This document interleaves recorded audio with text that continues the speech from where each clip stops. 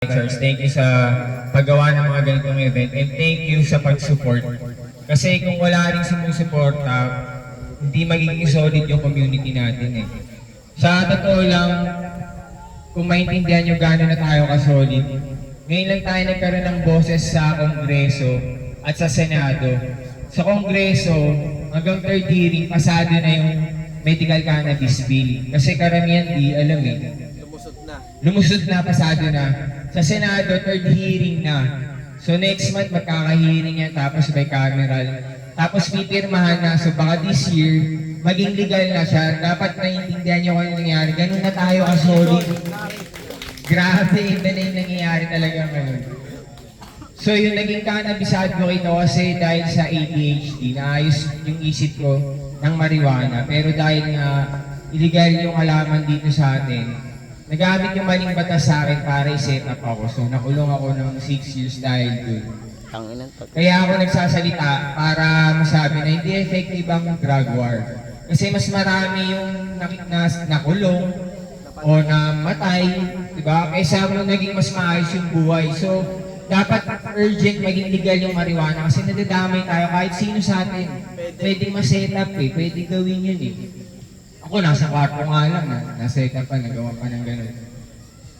So, anyway, naging mental health advocate din ako dahil sa marijuana. So, scientific base yun, meron aral na sa marijuana sa isip natin na homeostasis yung tawag o nagbabalance kasi ang isip natin kapag nakaparijuana tayo. So, yun yung homeostasis. At kapag balanse ang isip natin, nasa calm state of mind tayo.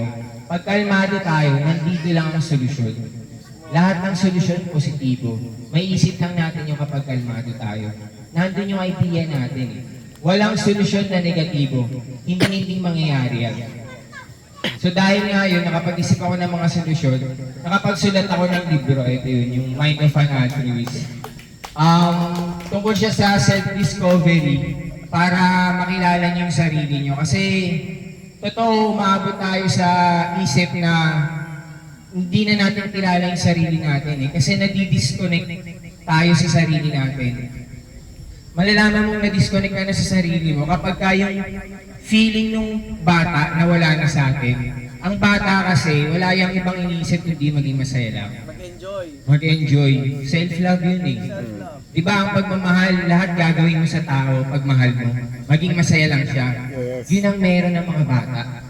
Lahat gagawin nila, maging masaya lang sila. Habang tumatanda tayo, nakakalimutan yun eh.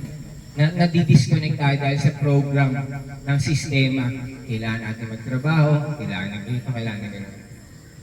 So sa lahat ng mga nakaka-connect, nakaintindi sa sinabi ko, makakatulong sa inyo itong libro ko para mahanap ninyo yung sarili nyo. Kasi naniniwala ako na magiging maayos lang ang buhay ng tao kapag naging maayos ang takbo ng isip nito. Lahat tayo sa isip nag-uumpisa. So yun, himuhingi rin ako ng suporta para dun sa page namin, yung Help Educate Misinformed People. So tungkol siya dito sa movement natin, nilalagay namin dun kung ano yung nangyayari sa movement natin, sa community natin. Kasi from before na sinisigaw natin na gamot, naintindihan na na gamot to. Ngayon, community building na tayo. Nakakatuwa kasi nag-expand na tayo, meron na tayong kasama ng planet. Good Planet Cleanup na. So before, marijuana lang yung pinaglalaban natin. Ngayon, naglilinis na tayo. So grabe, dahil nagtutulungan tayo, nagsusuportahan tayo. Lahat ng community na to, walang ibang bubuo na itong bagong community na to, kundi tayo lang din. So grabe. Thank you very much sa lahat ng sumusuporta. Next year, legal na to. Maniwala kayo. Next year, legal na to. Thank you. Yun, maraming salamat. Bali, ilalas ko na lang po sa inyo. Nakikita nyo naman yung transition na nangyayari sa community natin, yung sa changes na kailangan tayo, makasabay tayo dito.